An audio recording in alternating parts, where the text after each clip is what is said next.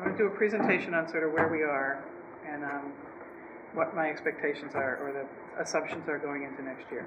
And it's really conversational. You should interrupt me if you don't understand something, or you think I'm full of beans or whatever. Just feel free to interrupt. So let's start by introducing ourselves, though, because I think there are people here who don't know each other. So I'm Clare Higgins. I'm Sydney Stern. Frank. Lou Franco. Joel Spiro. Jared Winter. Bob Reckman. Becky Thomas. MJ Adams. Adam Cohen. Great. So let me hand these out.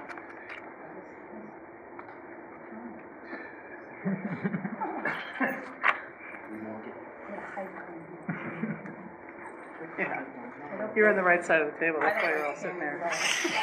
So we're going to just kind of walk through this. What I'm trying to do here is sort of give the basics of sort of municipal budgeting 101 and then move from there. So, and the slides are all screwy. So you're going to open it up and you're going to see a slide that looks like this. That's the first one. It's on the back of the first page. So what I'm showing there is we're trying to show there is where's the money come from in the city's budget. This one really looks good in PowerPoint. That back panel there is local taxes. So you can see it's the largest in dollar amount, and it's also the largest, it's the growing share in terms of the city's budget. Next is state aid, and you can see where it dropped off, 2002, 2003, then started to come back and dropped off again. We're going to look at that in a different way. Next is local receipts. Do you see that third one down? And you see where that one really kind of, it's cruising along and then it drops off in 2002, 2003, 2004. That's where we moved the landfill out of the general fund. See, it's that third one down. And that's where we moved the landfill out of the general fund and into the enterprise fund. So it no longer came in as a local charge for services. Okay? And we'll talk about the various components of those, but that one's dropped off. And then you can see the rest of them are pretty straightforward. One takeaway here, though, is fines and forfeits, primarily parking tickets, actually is a very small slice of the city's budget, despite anybody's feeling who's paying a ticket at the moment that they pay it, including me. So, Like a percent. yeah, it's about 900,000. It's about 900,000 to $1 million a year. It's very small as a percentage of the whole budget. Next page is to look at those revenue sources as a percentage of the budget, leads into that. So you can see property taxes in 1999 were about 50% of the budget, and right now they're creeping upwards to close to 60% as a percentage of the whole budget. You see what I mean? Mm-hmm. That bottom bar, the bottom shaded piece is property tax. Okay. Local tax. Local taxes, including, right, local taxes, thank you, because that includes property tax, excise tax, and personal property tax, and hotel motel that's generated locally. So that'll be the restaurant tax too? If it passes, Okay. yeah, that would be a local receipt. And then, Claire, do you know what percentage is just the property tax?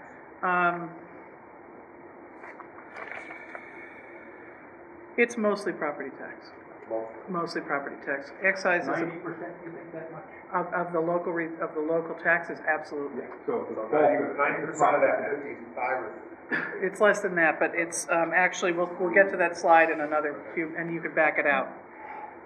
It's about $40 million total, and the property tax is 35 in 2010. So it's okay. All right. But I think the biggest issue here is that you can see that local taxes really are a growing share of the budget, and the others are not a growing share of the budget. So I just want to mention that charges for services includes Smith School tuition. So that money comes in for Smith School and then goes out again. Goes to Smith School. Interfund operating transfers, that's sewer, water, and solid waste are run as separate enterprise funds. And we charge them for the health insurance for the people who work for them. We charge them for the life insurance and the other benefits. We charge them for accounting services. The collector collects the water and sewer bills, for instance, and collects some other things. So we charge them for those those business services to the enterprise funds. Do they not also pay pilot? And they pay a payment in lieu of taxes on their property that they own in the city. Correct. So the water treatment plant, the water department, out of the water rate pays what would be the tax we're in Northampton? They pay us a tax, an agreed upon rate. It's not actually really probably the true tax. They meaning the Enterprise water and fund. sewer enterprise funds, which is us. Okay. It's us, but the state gave the cities and towns the ability to create them as separate businesses in essence.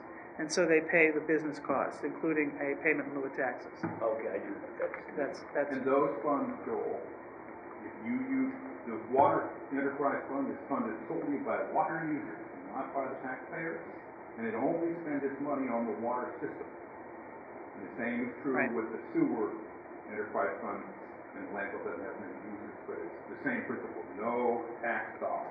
so my house, where I have city water, but I don't have city sewer, I have a water bill along with my neighbors. We share the water bill, but we don't have a sewer bill because we have septic. What was the benefit of backing it out as a separate business?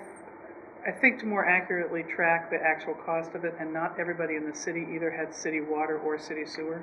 There are lots of folks who have wells, for instance, and don't have city water, so when it was on the tax rate, they were subsidizing everybody else's water use. So it was a clearer way to separate it out. I also, and this is beyond my area of expertise, the history on it, but I think it happened around the time Proposition 2.5 passed. I think that's right. So I don't know if it happened quite that time, but one thing the legislature realized was that cities and towns were going to be under pressure about their money. So were they going to spend on their water and sewer systems? No. So they realized once the towns were having problems with money, that they should give them a way to independently fund those systems. So that's when the water enterprise fund and sewer enterprise funds were set up. This is basic infrastructure stuff that has to work, you know. No, it sounds like a good idea. Yeah. And it makes it fair and equitable. Right. That's right. And if it were not for those enterprise funds, our DPW would be a shell. It's still revenue for the city, though, or not? No, the enterprise fund. We have to The enterprise justify fund, the charge off to the enterprise fund, so I can't just say, Okay. give me $1 million. I have to say, this is how many people you have on our health insurance. This is how many people we're paying life insurance on. Here's a reasonable amount of money for us to charge you to do all your billing, right? We do all their payroll, we do all their billing, we cover their benefits. Okay, So we have to have so a reasonable charge back to them, Okay. okay? So they collect, they have the money in their own, The stewards of the sewer and water and solid waste enterprise funds are the Board of Public Works, okay. okay? Bob, I didn't understand your comment about if it were not for the enterprise funds, that the DPW would be a shell?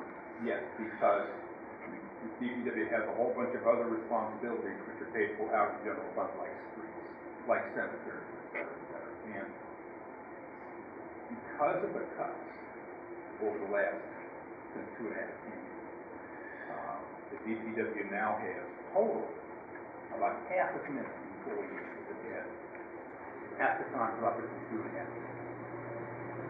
I'm going to guess that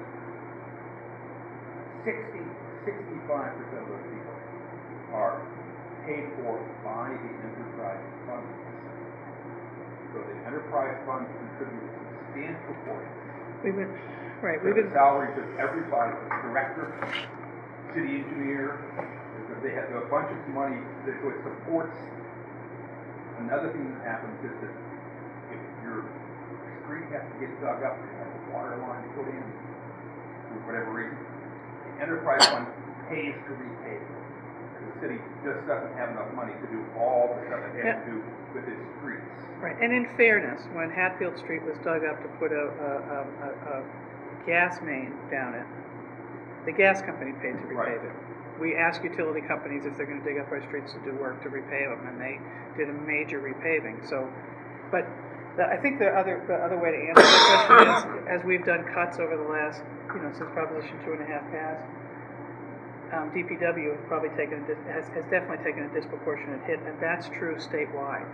I was on a commission that looked at statewide what's going on in municipal finance, and departments of public works statewide have taken disproportionate hits.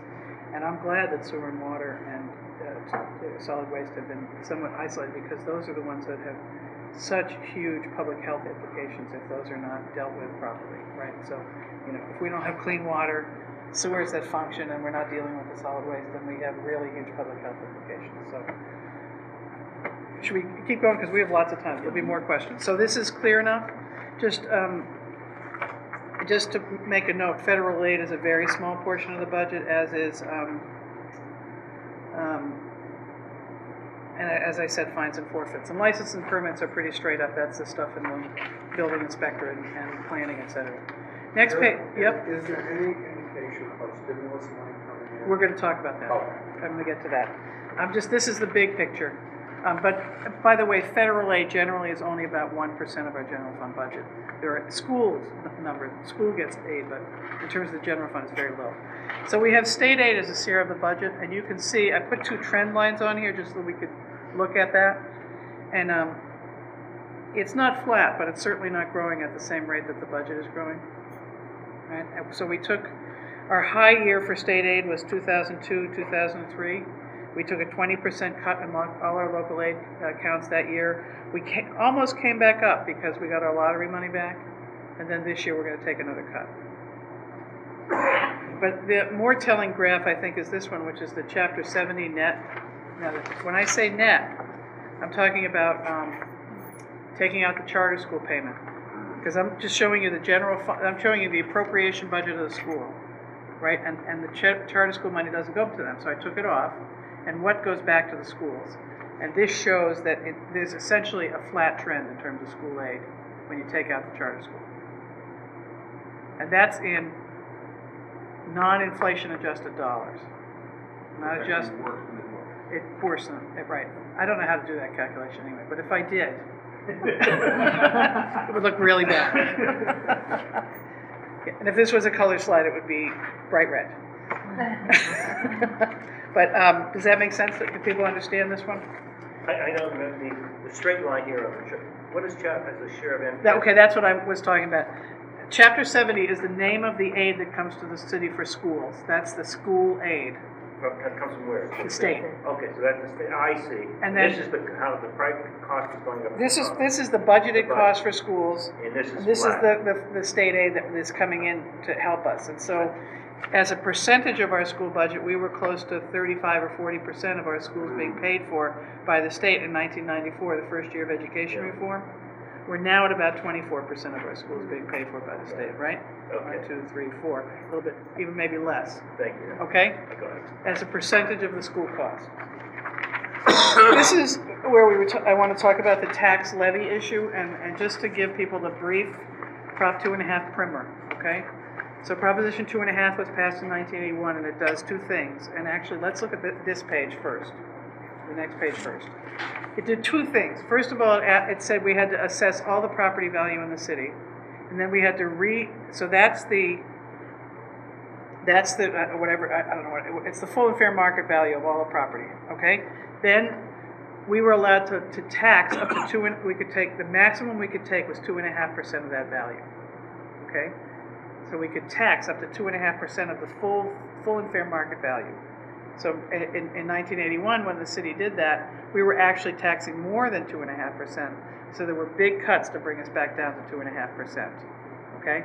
So then we were at 2.5%. And then every year, the levy ceiling, which is 2.5% of the total value, goes up because the total value goes up, right? But every year, the levy can go up 2.5% from the year before. Okay? So the top line is the ceiling, and the bottom line is the levy. So our actual tax rate. Our actual taxes that we collect. Okay? And then at the bottom, it just shows you, here's the levy ceiling, the one that's running across the top, that's 100% of the levy, right? And below is what is our share of it, as a share of the total levy. A share of the levy ceiling, our levy is actually going down because property values are rising higher than our 2.5% is going up. Does that make sense? I have to do a little ballet dance to really explain it. What if property values go down? The only thing you can't, those 2 lines can't cross. They can meet. You can go up to 2.5%. They can't cross. You can't go above 2.5%. Right? So we have an $11.20, I think, per thousand tax rate right now. If our tax rate was $25,000, $25 per thousand, we would be at the levy ceiling because it's 2.5%, right? So since we have years and years of increasing property values, even though they might be going down right now, There's we're still, not gonna get to it. here's all the room. They could go down. Right now, our property values in the aggregate are worth $120 million, and our levy is worth $40 million. So there's $80 million that could, the ceiling could go, I'm sorry, our property, that's 2.5% of our value. It could go down, the ceiling could go down at $80 million. It's not gonna I don't think it's gonna happen. But the other thing is, just for the purposes of understanding this, the only way to get any higher than this lower number, the levy, to get any closer to the levy ceiling, we're gonna turn the page over and we'll look at those ways, okay? So started 2007, we started with a base levy from the prior year of $31 million. We went up 2.5% of that $31 million, plus new growth. That's anything that was built in the city, that a new building, an addition to somebody's house that increased the value, and so on.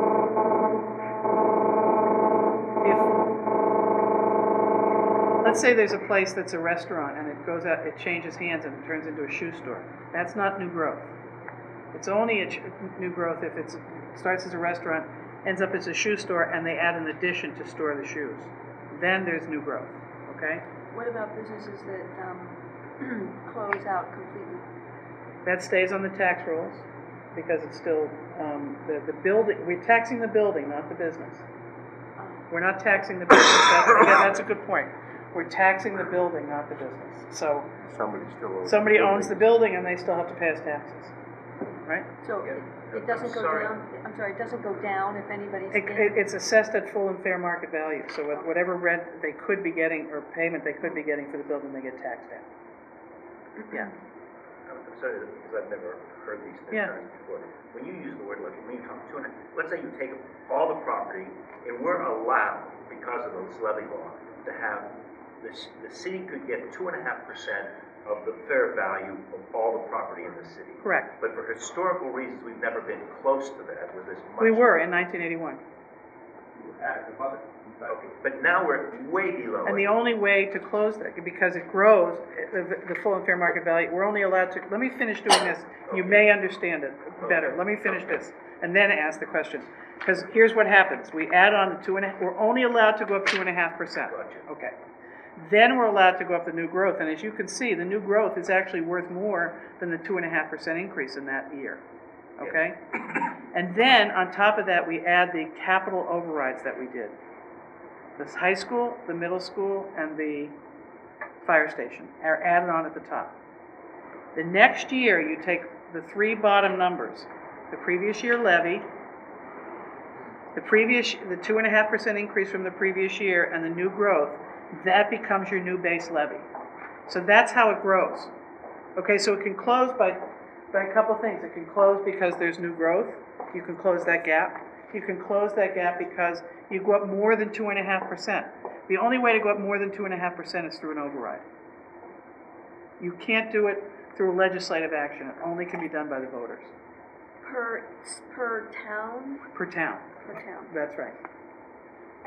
So you can close this gap by three ways. One is the values could go down. Secondly, you can have new growth that changes this trajectory. So a city like Cambridge, for instance, that's had astronomical new growth, you know, their levy keeps going up at a steeper pitch. Or you could have a vote to increase the levy. That's the only three ways to get there. Does that make sense? When you say the levy, you mean, because this concept levy, in the concept of the tax, what is the tax you're putting on the property? I mean, is the top line the levy? No, the bottom line is the bottom line is the levy. The top line is the value. It's the ceiling. The ceiling. You can't go above that amount. Right. Okay, so that's the ceiling. This is the levy. That's 2% of the city's total assessment. Yeah. That's what you levy. That's what we're allowed to collect. Because because historically, the 2.5% kept rising and the taxes didn't. No, the property values kept rising, rising. and the levy only went up 2.5% plus new growth. Right. Okay. Right? Okay. That make sense? Yeah. Okay. This is why I think this isn't a very good law. Because no law should take this long for us to have to try to figure it out. I mean, I don't think the net result of it is a terrible thing in that we were trying to deal with property taxes. But I'm not sure this was the right way to go, because it's very complicated and people don't really understand it. So the two things that are important to remember here then are one is, if you look at that top line, the debt exclusions, they're actually going down. The way we borrow money as a community, as a municipality, is that we borrow high, and then we pay it down fast. Like we start with a big number in the first or second year of the debt service, and every year the amount we have to pay declines. Okay, and we have 20-year borrowings here. So those are starting to get paid off, and they're going down about $100,000 a year.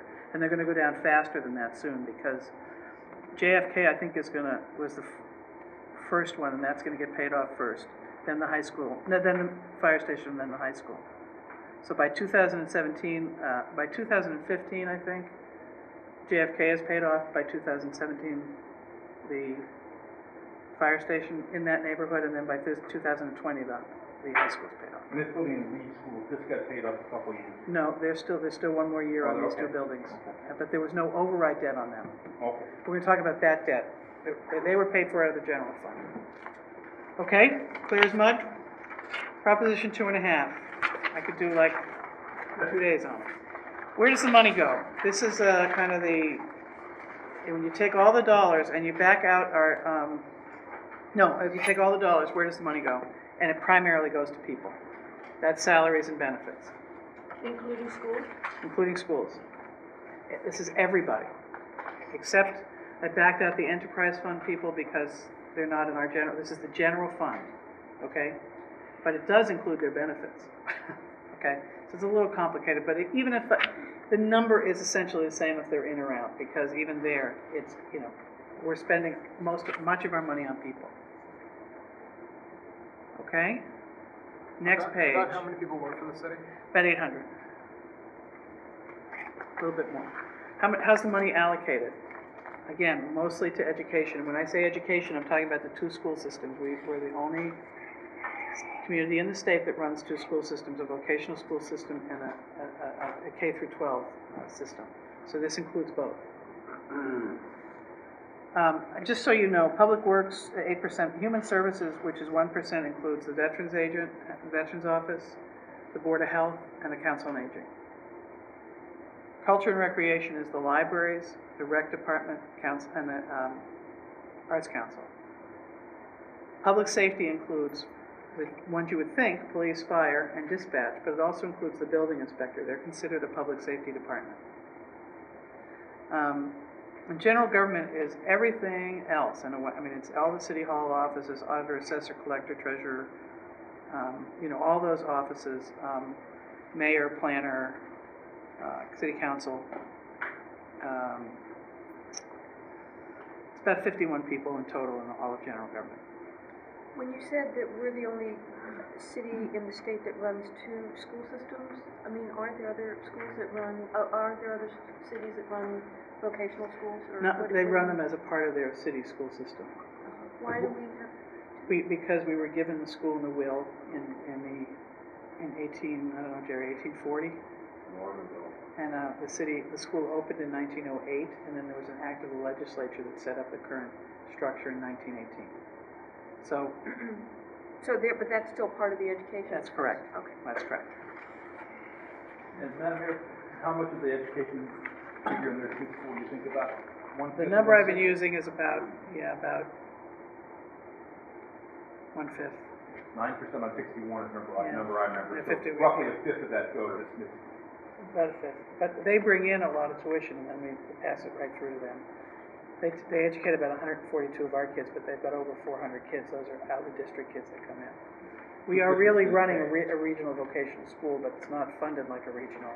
It's the only one that's really funded this way. It's complicated.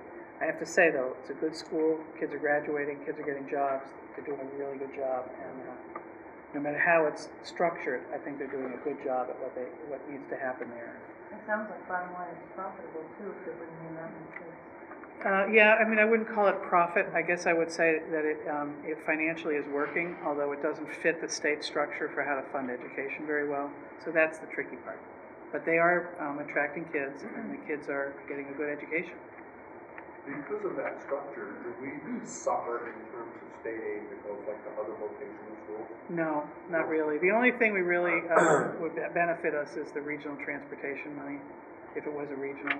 Would help all the cities and towns that send kids to us, but not really. I think, I mean, I started, you know, whenever I started almost 10 years ago with a long conversation about Smith School, and we looked at the future there, and, you know, a lot of the things that we had set out for goals we got to. One of them was the governance issue, and it's just a very difficult thing to get to a change in governance there. You know, You can't make it regional to collect some of that regional busing? The other districts would have to, the way regional schools are funded is that you pay in ahead of time without knowing how many kids you're necessarily going to have there. The way Smith School works is that we bill the neighboring cities and towns per day, per kid. So they have a lot more control over the costs under the current scenario than they would if it was a regional school. And we've taken that to the legislature too. Yes. And this year, I'm about what we can do. You know, you know, the proverbial act of Congress, I don't really want to try to get. So, so did we do? Yeah. Okay. We were just looking at personal services, right? So where does the money? How's the money allocated? Did we talk about this one yet? 61% education? Yes. That, just by the way, that's net of fixed costs. Yep. So I backed out the fixed costs, which we will talk about. Okay? So now we have where do people work. And interestingly enough, a little bit more than 61% work in the schools, mostly because schools are labor intensive and have lots of 9-month people, and, you know, it's just they're more labor intensive. And libraries are a little bit more labor intensive too. So the percentages change a little bit primarily because of the libraries and the schools. The libraries are in which section? Culture and recreation. Yeah. So Lily and Forbes? Both Lilly and Forbes. And the way we fund Lilly and Forbes, Lilly is considered a formal city library. The city owns the building, the employees are on our benefits, and the trustees are elected by the citizens of the city. Lilly, we just give them a cash grant. The building is owned by the trustees, not by the city of Northampton, and the employees are employees of the trustees of Lilly Library, and it's a different configuration, and at Lilly, and they're not on our benefits. So it's Massachusetts. Every city and town has a different arrangement with the library. It's really interesting, but we have really good libraries, and I have to say they work really well together. Lilly and Forbes do a lot of work together to meet the community needs. Okay, I just put this in just FYI. We don't have to spend a lot of time on this, but a lot of people will say to me, well, how much do people make? And I excluded some of the highest paid people just because they would skew the averages, but this is generally where we are. And the other interesting note, I think, is the average city in Northampton pension, which is about $17,000. That doesn't include teachers, because they're on the separate Mass Teachers Retirement System. But it does include police and firefighters, who obviously make a fair amount more than our clericals. So they skew the pension high. So we have some really low, pensioners are getting really small checks, I guess is the point here. And the national average on the Social Security benefit is about $13,000. So, you know, our employees are not eligible for Social Security. They're on the municipal retirement system. And, yeah. You mean to tell me someone who retires here makes under $18,000? That's the average check. The average check. Right. Wow, that's certainly very Well, it's sort of around. I want people to understand really what, you know. There's been a lot in the paper about municipal and state pensions and how, you know, the Billy Bulges of this world are doing so well. Our folks are not necessarily doing that well. And the other thing is that the cost of living increase is on the first $12,000. So we typically will give a 3% COLA on the pensioners, but it's only for the first $12,000. So if you're collecting a $17,000 check, you don't get the 3% on the whole check. You get it on the first $12,000. Health insurance costs are high, but Massachusetts health insurance costs are high. We have only that PPO, which is an extremely expensive plan. We only have about 18 members, and mostly it's people who are retirees who are not eligible yet for Medicare. And we do have retiree health insurance. We do cover retiree health insurance because years ago, our people weren't eligible for Medicare, so we were covering them. Now, many of them are eligible for Medicare, and if you're eligible for Medicare, you need to go on, and then we buy a Medicare supplement plan, a not very big Medicare supplement plan. Okay? Are you looking at those costs and seeing if there's alternatives? We're coming to that too, Jerry. Okay. Great minds think alike. Fixed costs, this is just the sort of big sketch of this fixed cost. Obviously, the biggest one is health insurance. Next year it'll be close to $10 million. Debt service, we're going to talk about in a minute. Retirement, I mentioned that before. We're required by the state government to fully fund our retirement system by 2028. So that we have an actuary who gives us the number. This is how much we have to pay this year to get to full funding. If you're on Social Security, you're never getting the full funding. So we're a little bit ahead of that. Fortunately, our actuarial number for this year and next year was based on last year and the year before, and a little bit of this year. So we're not going to reflect the downturn as much in these next 2 years, which is good for us. We will get a number in a couple of years that's going to reflect the drop, and I think we lost about 30% in our pension fund. Typical, similar to what other people lost. Not anything dramatic. I think we did all right compared to what we could have lost. So I'm not even going to try to. Assessments is mostly charter school, and it's the PVTA. And the assessments get taken off our state aid. They come off before we even get the check. Offset receipts, I'm not even going to try to explain. I'm going to get Chris to write me the one-sentence thing. But if you really need to understand it, Chris Pyle can tell me and tell you what it is. Payroll taxes is the Medicare payroll taxes for people who work for the city. Abatement reserve, if somebody thinks their tax is too high, they can file for an abatement. We have to have a little pot of money to go to fund that abatement if they get the abatement.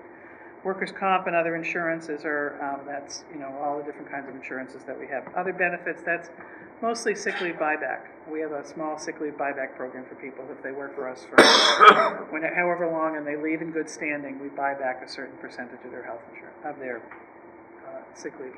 Cash capital, we do a little bit of cash capital every year, mostly vehicles and things like that it's not worth borrowing for.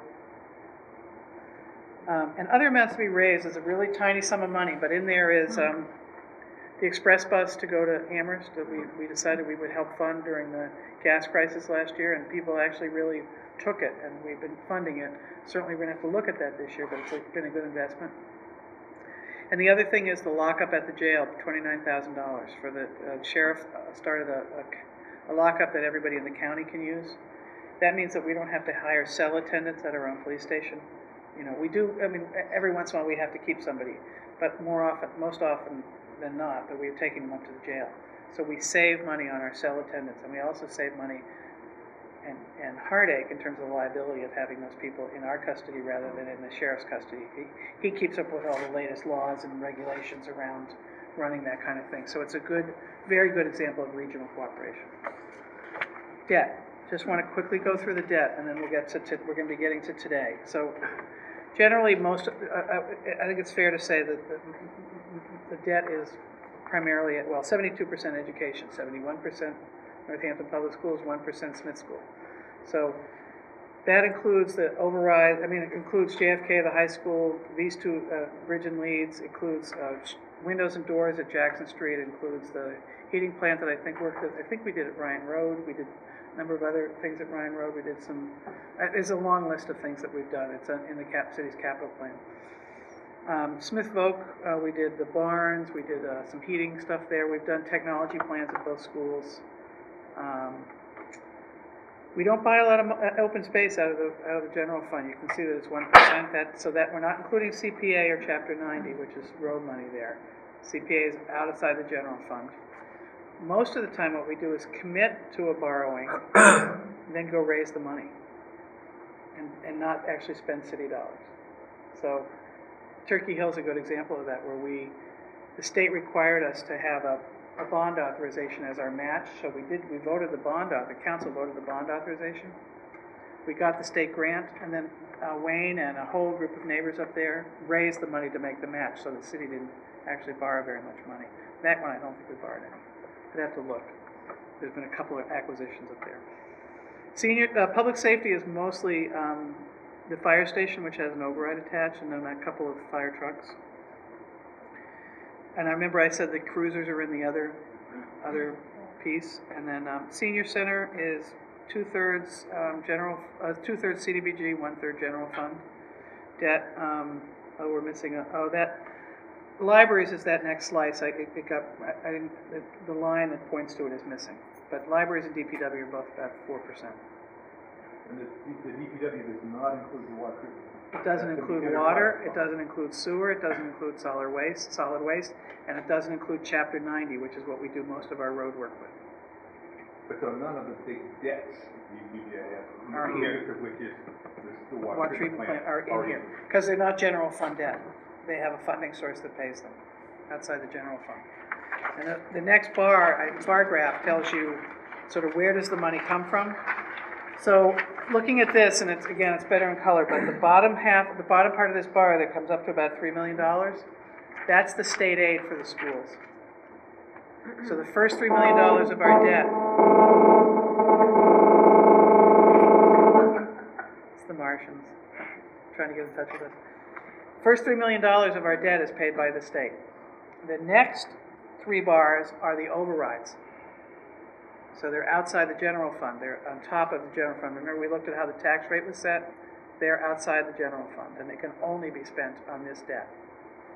And then we set aside a little reserve for high school debt because the project was a little bit more expensive. So we took the money we got back in rebates from the utility companies that set that aside, and we've used some of that money against that debt too. And then parking pays its own debt. Anything that happens in the parking system, they pay for.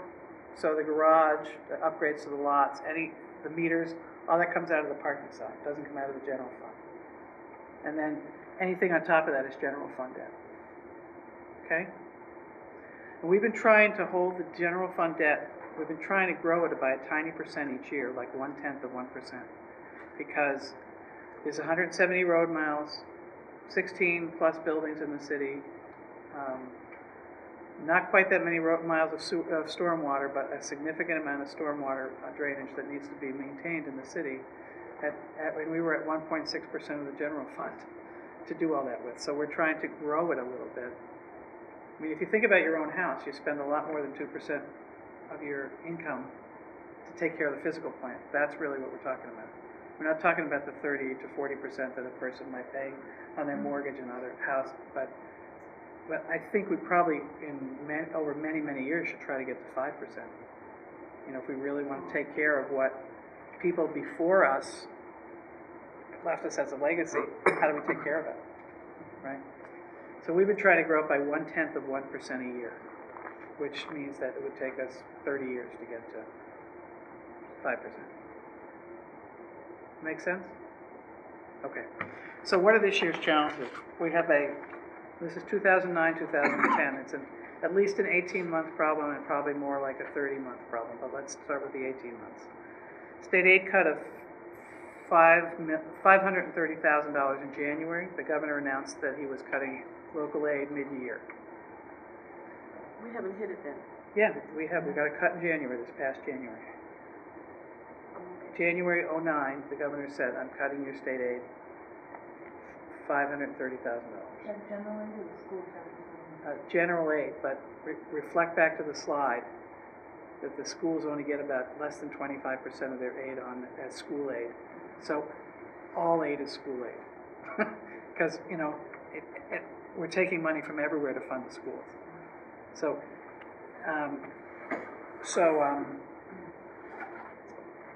he cut that. Our excise revenue's down by 7% or so because people aren't buying new cars. You know, and excise goes up when people buy new cars. If you had the pleasure to ever buy a new car, you have a really big excise bill the first year, and then it declines pretty rapidly until the 5th year. Your bill is pretty reasonable. Well, more people are holding on to their cars longer, and so we're not going to see that growth in the excise that we often see because car prices are going up. And right after 9/11, you know, I thought we were going to have a terrible year. And we did have a bad year budgetarily, especially from state aid. But locally, excise taxes we were doing booming business because, remember, they were practically giving the cars away? Like they, you know, if you went on the lot, they would Take a car. have a car. Here, we'll give you no money down and we'll pay you once a month to take this car. I mean, it was just unbelievable, the deals that were out there. I have a question about lease cars. Where does that excise? Whoever owns it is paying us an excise tax. If it's the leasing company, somebody pays it wherever it's But headquartered. they are paying it to the city of Northampton. That, you know what, good question, and I'm not totally clear about Well, that. because I leased the car, I don't like it, I'm not gonna do it again. But I sent them the check, and now I don't know where it's You should going. ask them. I'll ask them, and let me know what you find out. I should. I will ask Joan. Wherever they're registered is where they have to pay it. Right, that's Yeah, what I said. that's what I would have thought, but Wherever the the car is registered is where it gets, because the bill is generated through a database that we get from the Revenue Registry of Motor Vehicles. So wherever the car is registered is where the bill is paid.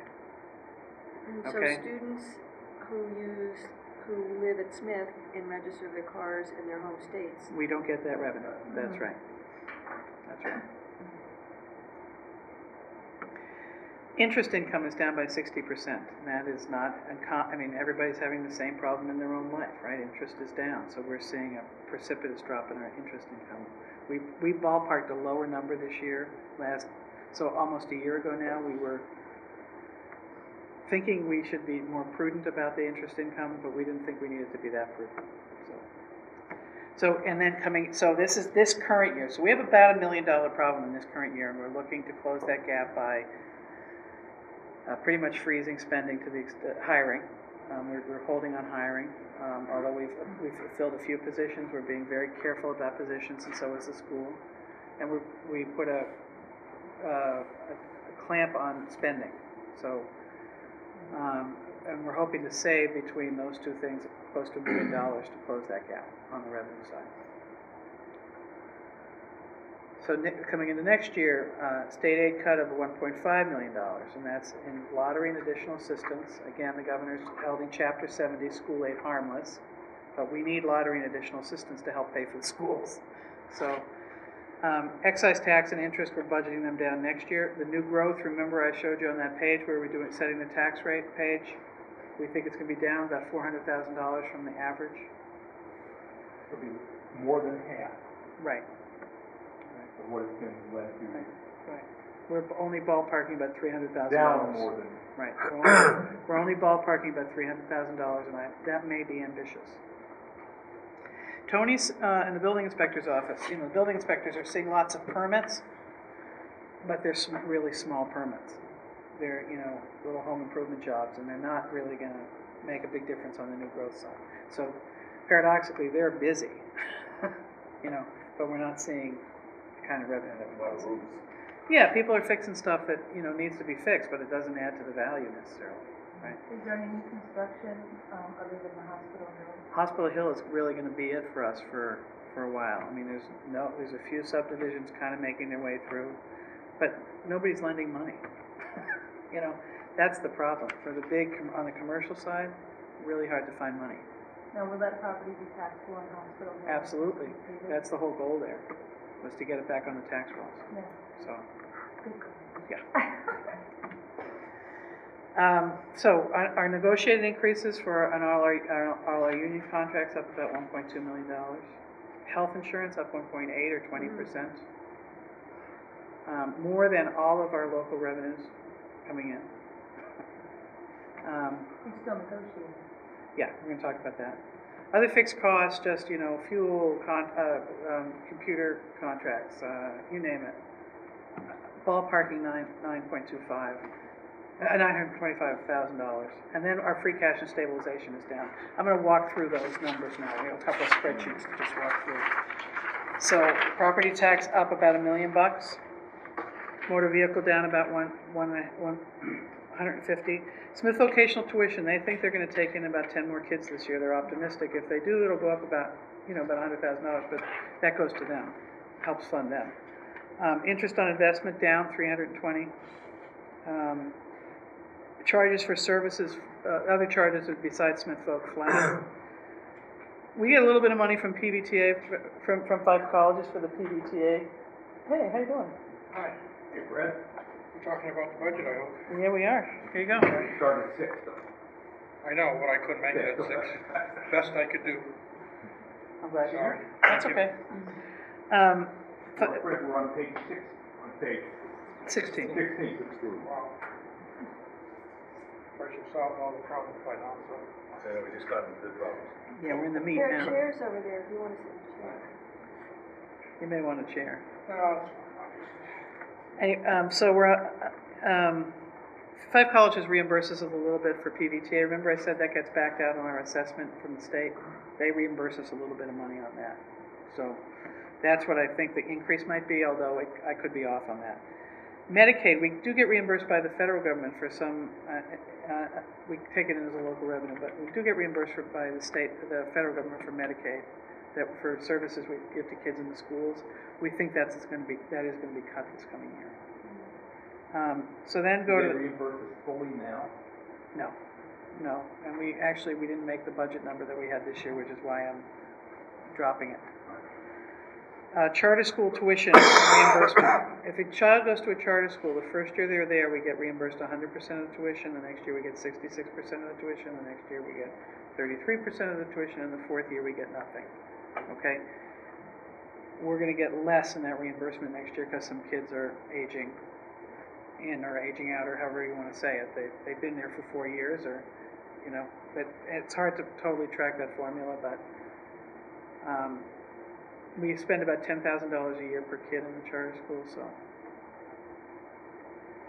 And then the lottery and additional assistance cut, what they did was take those two local aid sources and put them into one bucket, and they're calling it municipal aid, and then they cut it.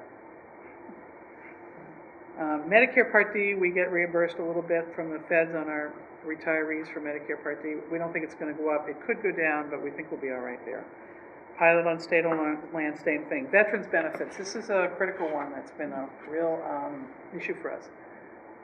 The state has something called Chapter 115 benefits, where people get, if you're a veteran, you're entitled to cash assistance from the city if you meet the income guidelines. And I think we're one of the few states that actually has this as a local state, it's a state and local benefit administered by the local government. And if you're a city or town with more than 12,000 citizens in it, you're required to have a full-time veterans agent. Our veterans benefits have been really going up. We have a veterans hospital in the community. There's a war going on. There's people returning from the war who need help. We have a veterans agent who's done a lot of outreach, and we're seeing big numbers.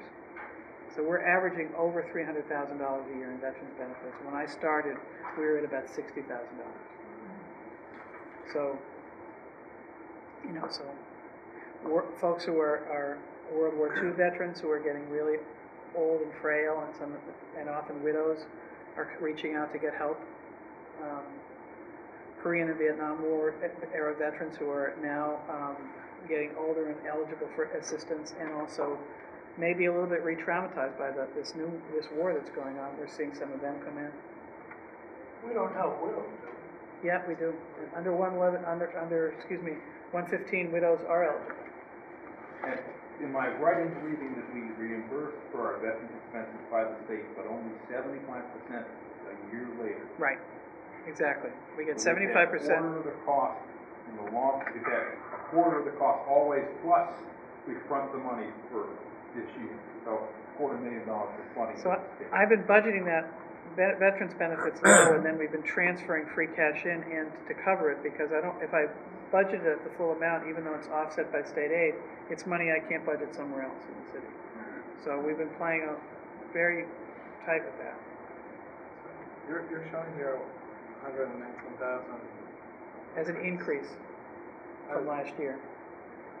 But these are revenue increases? Yeah. So how does that work? We're going to get 119 more this coming year because our veterans costs went up. Okay, but that just much. gets paid out. That's Just like, get paid, we're going to pay it It's out already again. been paid out, Right. plus more. Right. Right. Okay. On the other, just before we get to the bottom, on the other side, that's the projected, but I have a proposed column because I want to get to that stimulus question. So the governor was saying that he would support a local option meals tax of 1%. I'm ballparking $250,000 there. You know, our restaurateurs are struggling right now. I don't know that you know, we used to use a higher number when we were talking about this starting in 2002, but the tickets that tickets are down, and the people are buying less, and there are actually less people in the restaurants. So, you know, I think we need to have a conservative number there. And down below, he's also proposing a statewide meals tax option of $520,000. We're on page 60, which would be our share is $520,000. I'm really struggling to understand how he came up with that number, because I think it might be lower, but that's the number they gave us. And then the $100,000, they're talking about a hotel motel tax at 1% statewide. That both the hotel motel and the statewide meals would be redistributed through the lottery formula. Okay. Let's get to stimulus. So on law enforcement, we think there might be some money in something called the COPS grants. Interestingly enough, the COP grant actually is for cops, unlike many other acronyms. Alien life force is trying to reach us. I don't know. So we haven't gotten a number on that. We're waiting to hear. We did get a notice of another small law enforcement grant of about $60,000. Unclear whether that's for 1 or 3 years, because these things are for 2 federal fiscal years, which actually overlap our fiscal year, so it's actually 3 of our fiscal years, the way the money's coming in. IDEA and Title I are the 2 big school grants, and you read in the paper the other day that money is coming.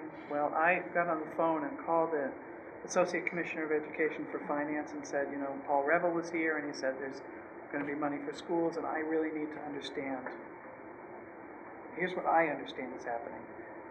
My understanding is that we're going to get IDEA money, and maybe we can use half of that to offset general costs, and then we're going to get Title I money, and we're not allowed to use that to supplant what we're already doing.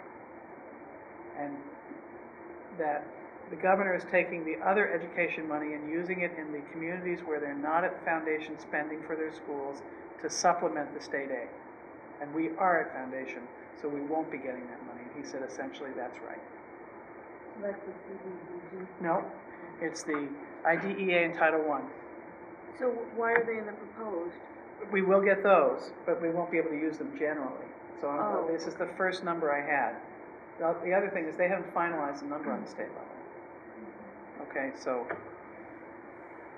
they are getting a lot of money in the state for education, but I don't think very much of it's going to come back to us. What does being at foundation level mean? The state has a certain amount of money that you have to spend on your schools.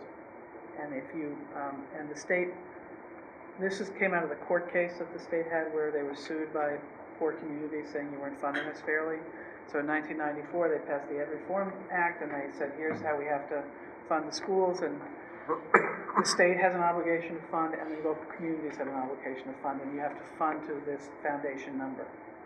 And in communities like Northampton, we're required to spend our local dollars in addition to the state dollars to get the foundation, which we do. In a community like Holyoke or Springfield, where the property tax and the property value is so low, it's primarily state dollars that bring up the foundation. So if they level fund them in education, they'll fall below foundation. Does that make sense? So they have to, they're going to, what? Yes. Yeah, they're going to have to fund, you have to give them more, because they're not going to get to foundation otherwise.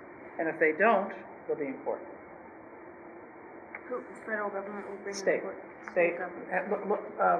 citizens will bring it to court. That's who sued them last time. Okay. Is there an actual formula? Yeah, there is a formula. What's in the formula? There's a whole section on the DOE website called School Finance, and there's a section on the DOE website that says that is the Chapter 70 program. And for each district, there's a spreadsheet that shows the inputs for the formula. I know that they strategic planning committee for the school, there was a lot of issues that they discussed, and one of them was trying to increase the number of school choice kids coming to Northampton. Was there any resolution of that issue?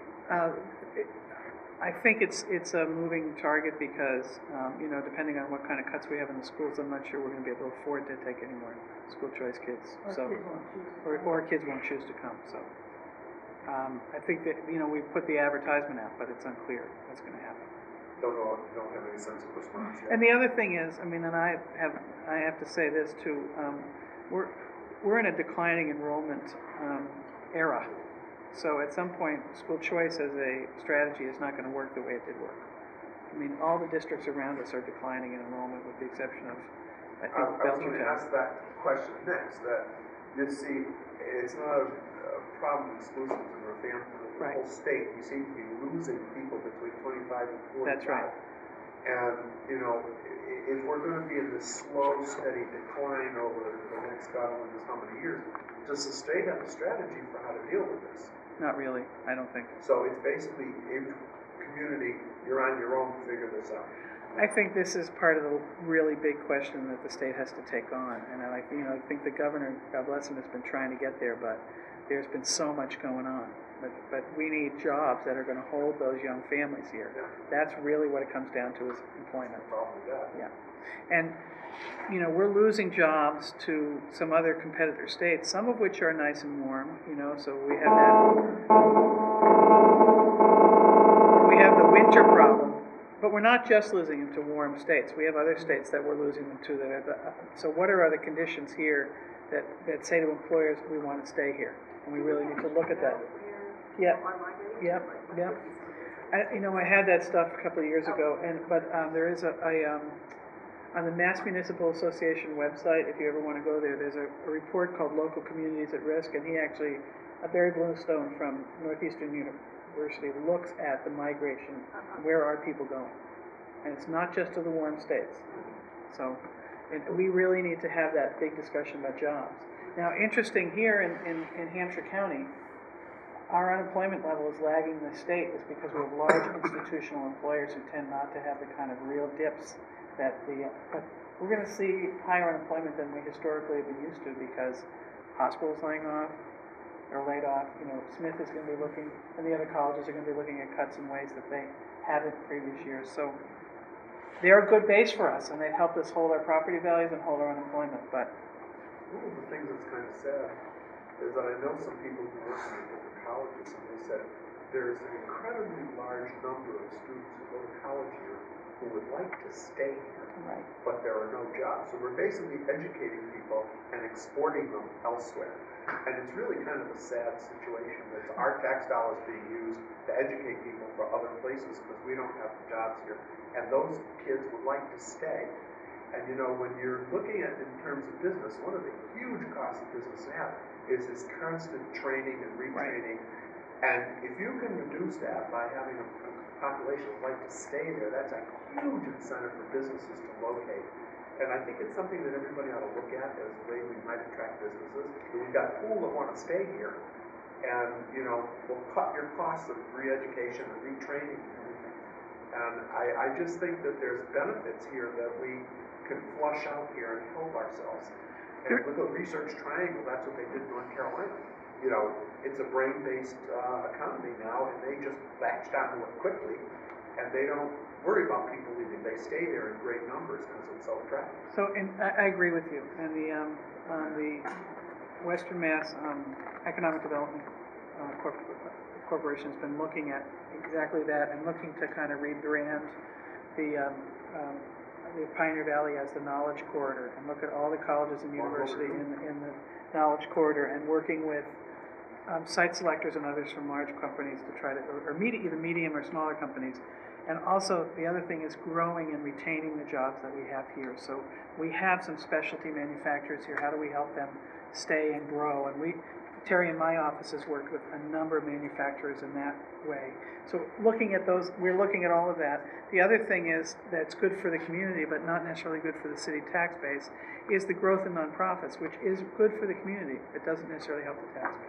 But it attracts outside dollars into our community, and that's a good thing. So, I just wanted to, I know I'm not like, a question about nonprofits was a question I was gonna ask you. We seem to have a couple that are buying a lot of property. Do those properties go off the tax rolls? in the case of Smith, for their expansion, we actually have an agreement with them that they will continue to pay taxes on those properties for their I expansion. wasn't talking about. That's fair enough. I mean, that's part of the agreement. That's a public agreement. I'm trying to think who else is. ServiceNet. ServiceNet buys, and the problem is, and I actually think this is a state problem, and I've talked to my colleagues on the state level. The state doesn't really have a mechanism to reimburse us for that, for them to reimburse us for their lost property tax. So I think that's a state contracting issue that needs to be dealt with. Well, they are buying. Yeah, they're buying property. Voracious almost, I Well, see a lot that they're buying here, and it goes off the tax roll. We have a problem here with an enormous amount of tax exempt properties. I don't disagree, but there are this is really state level policy. We don't have a lot of control of it on the local level. I agree with you. I've been pushing the MMA to have a discussion about tax exempt properties. Right. But I have to say, statewide, I think there's a big discussion that's larger than that has to happen about what's the balance of income, sales, property, and other taxes that fund state and local government. Big discussion that nobody's been willing to have, and we should be having. Thought ServiceNet is moving up. Weren't they closing? No, ServiceNet is still around, and they're going to be around because there's mentally retarded folks and mentally ill folks in our community that need care, and yeah, they're not going anywhere. The other thing is that we used a lot of one-time money in this year's budget. We used some reserves from last year, and the schools used money that they had that was one-time money. So you start at the top of the page with a $72 million budget. But we have 16? Yeah. 2009. Oh, it's 72 $72 million budget, losing $2 million worth of revenues. Okay, then go to the expense side, and I screwed, the numbers got reversed here, but at the bottom, but I'll explain that. I asked the departments to give me ballpark numbers, and we're refining those numbers now. What do we think we need to go up? Negotiated increases, various utilities and other costs going down the line. Note in the schools where it says out-of-district placements, that's primarily special education, so that new IDEA money that came in could help cover that. What page are you on? Page 17. Middle of the page is Smith Vocational. See that, where it says out-of-district placements? So you add up all of those, and you get the total department requests of $1.9 million. And then you take the shared costs. That's all the insurances and fringe benefits basically are the shared costs. Okay? Health insurance, life insurance, workers' comp, liability insurance that covers everybody, all that stuff, plus the retirement increase, plus other fringe benefits, which is primarily the sick leave buyback. Altogether, that goes up about, the shared costs are up 2.1. Now I flip-flopped them down below, but basically it adds up to $4 million. If we want to do everything on July 2nd that we're doing today, honor all the contracts and pay for all the new stuff that we know we're going to need to get, and pay for the health insurance, the Blue Cross Blue Shield plan that we have today, it's $4 million. Okay? That's how we get the gap of $6 million. $2 million in a revenue gap. Turn the next page. If there's a $2 million revenue gap. Oh, I'm sorry. This is the reserves. Sorry. Where's my gap page? Uh-oh. It's missing. It's missing. Sorry, it got chewed up by the. Yeah, the gap is $6 million. You add them together, and so the way I allocated the gap was 50% for the school department, 9% for Smith Vocational, and 41% for city department. So the school department has an approximately $3 million cut. Smith Voc has approximately a $500,000 cut, and city departments have approximately a $2.5 million cut. Approximately. Okay? What's that as a percentage of total budget for? 12%. Everybody is looking at a 12% cut. That number is not 12% of the total budget. 12% of their budgets. So Smith Voc 12%. Correct. Everybody 12%. Correct. Right. So now if we raise the property taxes, Well, let's go to what we can do. This page did stay, so this is local action, so what can we do? I did send out a letter freezing wages and both steps and COLAs for everybody who's non-represented on the city side. So that's dispatch, my office, MIS, computer folks, the HR people, human resources, a whole bunch of folks. We've sent out a letter saying no raises or no COLA or steps for next year. Does that include department heads? It includes department heads who are not in a union. We have some department heads who are in a union. And Jerry will remember when Dave Musanti was the mayor, and I think your father was on the council at the time. Dave recognized the union when they were going to fire the planning director at the time, remember? Yeah. Didn't go over well. No.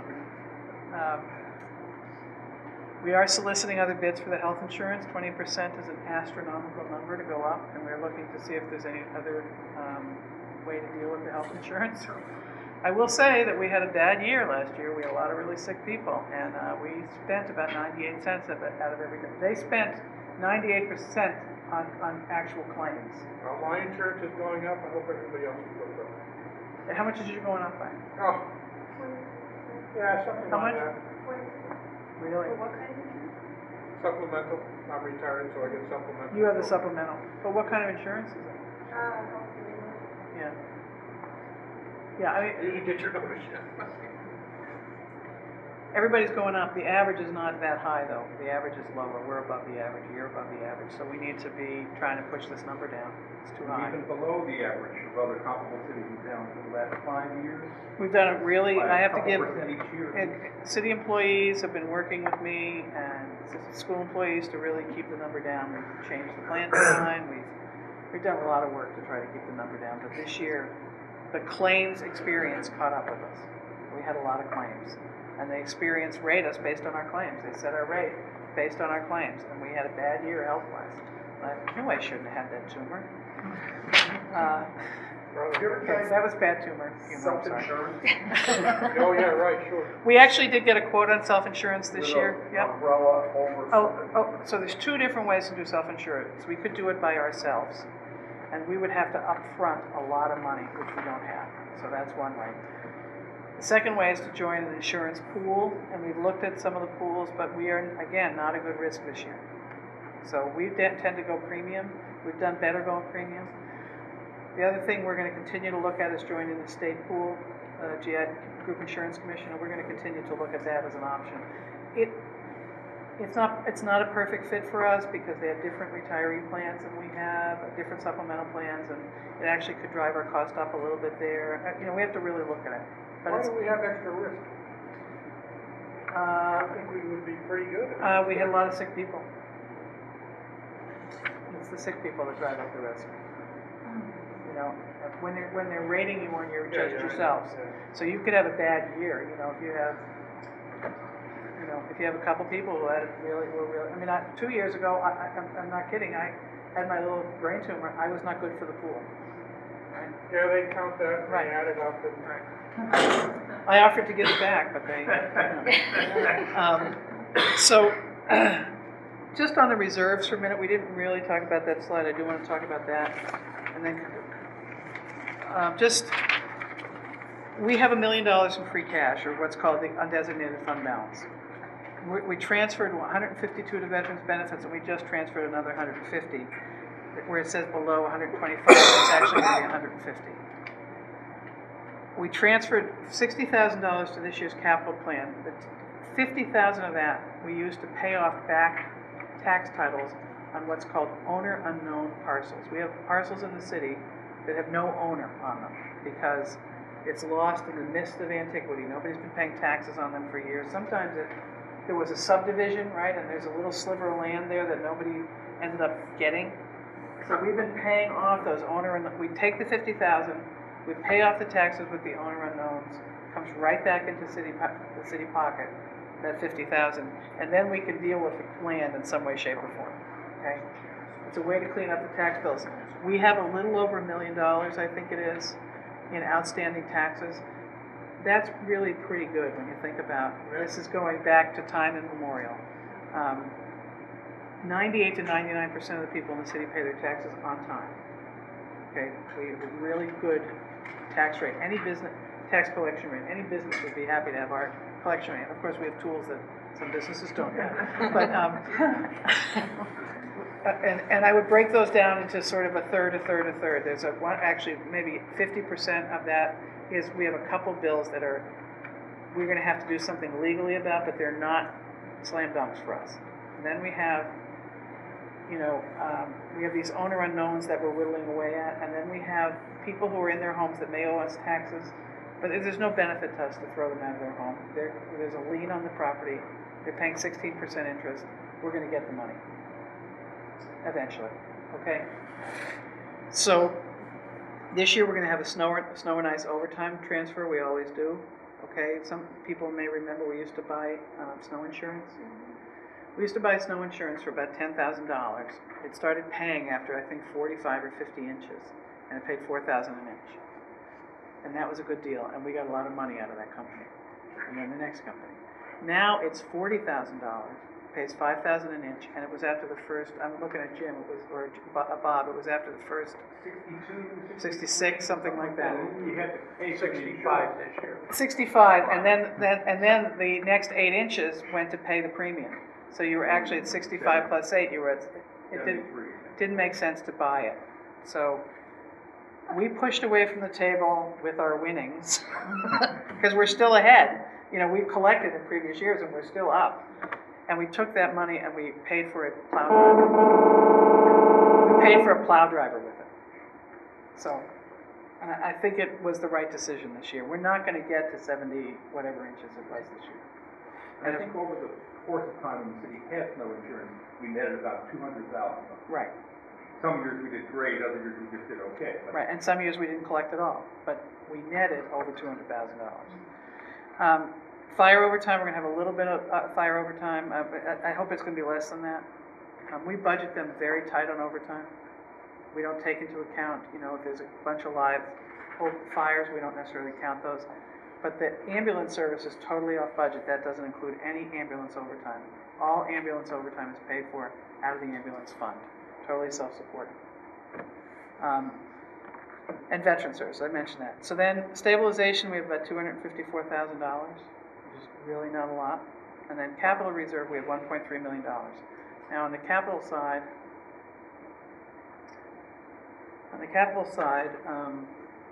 we were hoping to build a police station. And I'm still hoping we can build a police station.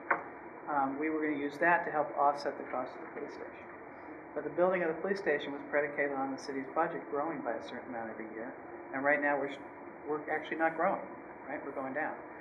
So we have to have a big conversation about can we proceed with this project, and if we can, how do we do it? In terms of a stimulus project, it is ideal. It's shovel ready, it's fully permitted, it's a green building, it's in the heart of downtown, which means those 200 or so craftspeople and other people who will be in and out of their building will be spending money downtown, which is a good thing. It puts a lot of people to work. I just don't know how we're going to necessarily get there this year, but we are talking to the state and federal people about whether or not this qualifies. There are shovel-ready grants out there as part of the stimulus package? It's not really a shovel-ready grant process. It's more murky than that, and we're still trying to sort it out. On the highway side, it's pretty clear, but on the municipal building or state or building side, it's a little bit more complicated. They said there was one for Jackson Street, there was a shovel. That's a transportation project. So on the transportation side, there is money available, and we're doing sidewalk and infrastructure improvements there to make a safe route to school, infrastructure improvements. So it's not the school itself? No, it's a safe routes to school, Jackson Street. We've been working on that for a number of years actually to make that happen. So they think they can give us that money. And the most important component, I believe, of that is the connection from the bike path to Jackson. So let me go back to the options. We talked about the wage freeze, the health insurance. We're looking at consolidating some city departments and functions. We haven't really figured out everything, but let me give you a simple one. I put a freeze on for spending, remember I mentioned that? And what I found was that city employees were going on emailing on the email, I sound like. They went on the intranets, on the email and emailed each other and said, do you have this, do you have that, who has what? And it made me realize that we really should be not buying department by department for general stuff. We should be doing central purchasing. We've never done it, but it makes sense to do it. I don't know how much money we're going to save, but I think we will save some money, and we'll also have a lot better inventory control. So that's one of the things we're looking at, as a for instance. I sent a letter for all the city unions and the superintendents, then went to all the unions on the school side to ask them to sit down and talk to us about this unprecedented pressure on the city's budget. In any scenario, I think we're looking at some layoffs, and there are people talking about an override, and I'll say that I'm not reluctant to have that conversation because I think people have a right to weigh in on what their government looks like, but I would not, in any scenario, bring a $6 million override to the people of the city. We need to clean our own house and clean it pretty thoroughly, and then see where we are. And then the citizens should So have. you're not gonna go for an override? Not at $6 million. $3 million. What? I don't know what the numbers are. I think the council is going to weigh in on this. No. But I really strongly feel that we have to bring that number down pretty dramatically. Before you do that. Before we do that, right. Because everybody in the city is under pressure. You're a retiree, I'm assuming you're on a fixed income, you have your health insurance going up. They just went up. Yeah, we have Other people things who went up. have mortgages resetting. That doesn't mean that they don't want to chip in on to help the city, but we have to make it more reasonable for them to be able to do that. For all of us to be able to do that. Yeah. Is there a way to do an override in a progressive way so you're only hitting higher income?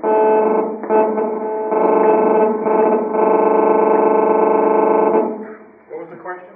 The question was, can you make an override more progressive to exempt certain low-income people or certain, and you really can't. It's in fact, there have been some bills in the legislature to allow that to happen, and they've been uniformly vetoed by governors. There hasn't been one recently, but I'm pretty sure Romney vetoed one, and Swift vetoed one, and I'm pretty sure Salucci vetoed one. And But there is something, like you said before, there was the abatements. we have looked at abatements and whether or not, and last time we did attempted an override, we looked at increasing the local abatements a little bit. There are some local abatements you can give for the elderly and so we did look at that, and that may be worth looking at again. The other thing is that the state does have something called the circuit breaker for people who are paying income, property taxes, and it's actually pretty good. If your property taxes are above a certain percentage of your income as a senior, you actually get a break on your taxes. So there are some options out there, but it's a bad time. It's a tough time. I appreciate that. Totally appreciate that. So that's what I'm saying. We have to see what we can do here before we even get there. Yeah. Just a couple things. One, do we have any AIG executives that live here? Darn, I wish we With did. big bonus for you. No one likes them, and we can tax them whenever we want. Unfortunately, we don't have a local billionaires tax that we could put in. Oh, yeah, that's right. Another idea, other ideas. Yeah. I don't know whether this makes any sense at all. But for example, on King Street, there are 2 huge lots that have been lying there vacant forever. I have no idea what taxes they're paid. If they were operating businesses or they had been built up, the town would be getting a lot of money from them. I'm not sure the kind of taxes that are paid on those 2 totally unproductive lots in important areas. Let me mention, I'm glad you brought that up. There are some vacant lots on King Street. They're actually, for those of us with long memories, a lot less, except for the Price Chopper lot. Do you remember? Oh, yes. Remember when the savings and loan thing happened and half of King Street was bank-owned and shuttered? So actually, for some of us with the long view, it's actually a lot healthier than it had been for a long time. Yeah, the old grades buildings now. Right, I mean, so there's some good things, but still, the Price Chopper lot is the one that everybody kind of points at and says. In the parking lot, in the old Honda building. Both of those have some unique challenges. Okay, Geez, they look like ideal locations for big businesses. What's the right. challenge? Well, I'm conscious of the fact that this is going to be televised, and I'm happy to meet with anybody who wants to talk to me about it, but they both have unique challenges that are unique to them. But I will say, on that side of the street, on both sides of the street, King Street is not very deep. It's not like Route 9 in Hadley, where you can go really, really deep. That's true. There's the railroad tracks on one side, and there's water on the other side. So neither side of the street is that ideal for big box retailers, just because of the way the lots are configured. I think the price chopper, the plan now is that Colmorgan is hoping to move to the state hospital. Assume that happens, and whoever owns that lot that has price chopper and is also able to go to the corner, I think it makes the whole thing a lot more viable in terms of a commercial site. The other thing is, right now, there's no financing for any of this stuff anyway, so it's a longer-term plan. I'm really glad that the former owner of the price chopper lot sold it, because that really was our stumbling block. He was a really nice man, but he was having trouble trying to figure out how to develop it. He finally sold it. And that's a good thing. One of the problems there was that parking lot and store was under contract to Price Chopper, and he was paying them full price all the time. That's right. That sat idle. So the owner Right, that's right. didn't have to do anything. I mean, he was getting paid for that. The lease expired in 2004 or 2005, actually. I can't remember which year. Yeah.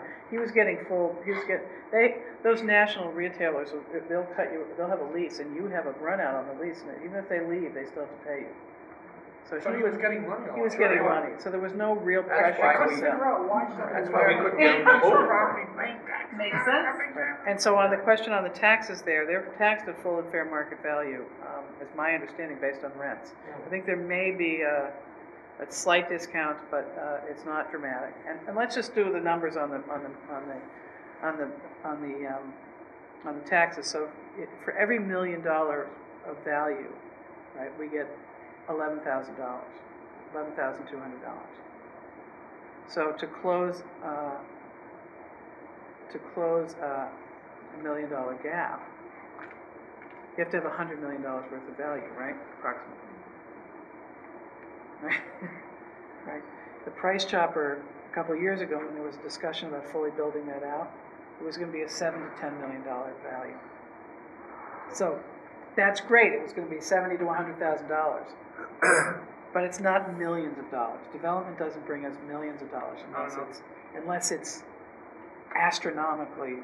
You really, really, really have to. So you look at a Cambridge, they're getting that kind of money because they're building 25-story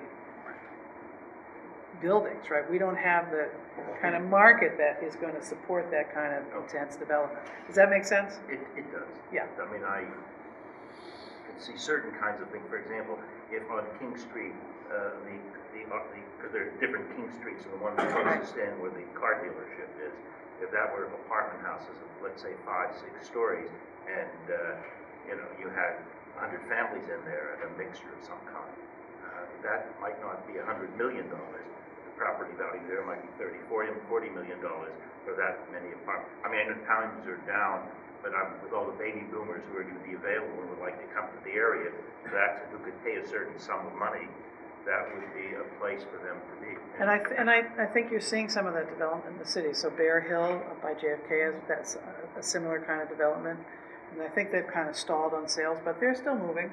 And you're seeing that kind of development at the state hospital, where you're seeing a mix of smaller units and larger units and apartments. Apartments are hard to get built.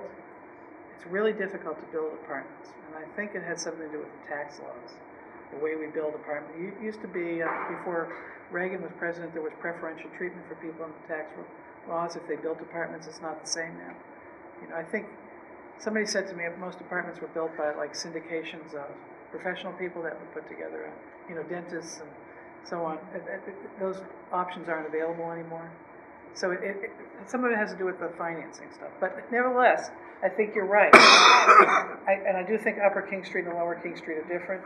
And I think as the economy comes around, we have to be poised to be able to take advantage of those opportunities. And moving Colmorgan will help us take advantage of the opportunity on Upper King Street. So is Colmorgan moving out of that space? They're hoping to build at the state hospital, and they're in the permitting phase right now. So their building will be either vacant or sold? Right. What she's saying is that it'll be, if it can be combined with the price chopper, then it'll be a bigger, more. Yeah, exactly. You mentioned that the city had properties that it didn't own long the city is taking. So-called owner unknown parcels. Most of them are back land, Jerry, up in the woods, and if they are next to one of our nature areas, we'll take them. City has stuff they can sell. The way the state law works, if we sell something, we can't use it for operating, we can only use it for capital. We've looked at that. The biggest parcel that we had to sell that would bring the most money in really was the parking lot behind Pulaski Park, and so we made a strategic decision there, because we could have sold it just for the land value, and then we would have had to invest it in capital. The hotel actually brought more property taxes in, and it also brought hotel motel room taxes in, so it actually, the return on that was better than just selling the land outright. We don't own that much land, and it's a lot of, some small parcels here and there, and then open space. And the open space in the outer part of the city is a benefit to the city because, more development that happens out there, more services need to be provided. Well, I just want to add parenthetically that the open space value in the inner core is very valuable to us too. I don't disagree. I hope that doesn't get overlooked. I don't disagree, but I'm just making the point that where we own the open space is mostly in the outer part of the city. When you talk about city-owned land, yeah. I have a question. Does the city rent space for offices? No. Because I thought that the sped people were up on Clark Street, at Clark Street. They don't pay any money for Clark School. They're at Clark School, but they don't pay any money. And then I read in the paper about the false alarms for the fire department. We're catching up on that. Good. And what about, I got a parking ticket from the city 2 weeks ago. It was $10. I get parking tickets at Smith College, it's $50. Now, granted, it's a scholarship fund, and so you don't feel so bad paying into it, but that's huge. We're going to look at the tickets. We're going to look at everything. We're certainly looking at the tickets, but think about the dollar. Right now, so we make $900,000 on tickets. Just want to do the math, and doesn't mean we're not looking at it. Right. We get about 900,000, close to $1 million on tickets. If we went up $5 on the tickets, we would not get an additional $450,000. Right, because people wouldn't. I can guarantee you people would change the behavior for some period of time. And I'll tell you why, because we were at $5 tickets and we went to $10 tickets in 1997, 98, because actually to cover the health insurance increase that year. And I remember John Musanti was the finance director, and he was laughing because he said, I thought I was going to get double the money. And he didn't get double the money because for at least some period of time, people changed their behavior. We are going to look at it, but finding as a way of changing behavior actually does work. Well, for some period of time. There's a sliding scale too, because there are more severe. Right. For handicap, when we're looking at handicap and some of these other ones that, the parking enforcement officers tell me, you should look at those, and we are going to look at those. So if you've got a handicap sticker on your car, you can no longer park free? No, you absolutely can. You have to what? Yeah, you absolutely can. Okay. Yeah. You're going to change that? No. If you don't have a handicap sticker in your car and you park in a handicap space. You get zapped. And should we zap them more? Yes. That's the question. That's the question. Should we zap the people that park in front of a hydrant or on a crosswalk more? Hydrants, yeah. You know the one that I noticed is the parking in the fire zones at the Stop and Shop. Oh, absolutely. Is that ever enforced? I don't think we have a right to. Is it ever I'm not sure we can enforced? ticket there. I think they have to do it. The fire department has to do it? I think that Stop and Shop has to do it. It's The Stop and Shop has to do it? Yeah, I think so. Even though it says there's a fire. They can get an enforcement order from the city to tell them to do it, but I will admit that I saw an ambulance parked there once there, so I don't know. They needed There's one other thing, you're gonna do layoffs, I'm sure, right? I think in any scenario, there's some layoffs. What's the possibility of just across the board cut? Well, we actually did ask for an across-the-board cut of 12% for every department. That's what we asked for. Will that come out of salaries? We have 14 labor unions that we need to negotiate with. We have no ability to unilaterally cut salaries like that for the unionized workers. We've asked them to sit down and talk to us. Here's my goal, okay? Here's my goal is to try to preserve city services, and because 73% of everything we spend is on people, Yeah. the only way to preserve city services to the extent that we can is to preserve as many people as we can. Absolutely, that's why across the board. So we're having a conversation with everybody about how to do that, and I'm not sure we can do it 100%, but to the extent we possibly can, for two reasons. One is to preserve city services, three reasons. Second is because I picked up the Gazette the other day, as many people have, and looked in the want ads, so I thought I'd see what's in there. And there are fewer jobs in the want ads than there are junk in Aunt Clara's closet. Okay, Yeah, so sure. there are not jobs out there. So anybody we put out on the street it's going to really struggle to find a job. And number three, we're self-insured for unemployment. That means that we pay dollar for dollar when we unemploy somebody, lay somebody off. So it's costly for us to do So every layoffs. two you lay off, you've got to lay off another to cover the cost. If you didn't have to lay them off, you could save money. So we are in conversations with everybody we need to, and as I said, that's why I did a wage freeze on. I mean, wouldn't the unions probably be more friendly to across the board cut if everybody took it? I've asked people who are not in the union to take a freeze. I haven't put out a cut. I've asked people to take a freeze. We're going to see how we can close that gap. We're going to see how we can close the gap. I'm really worried about, if we could hold on wages and health insurance, that's $3 million right there. It's half the gap. Are there other Most people don't know how salaries work in the city. Most of your unions have a 10-step salary plan.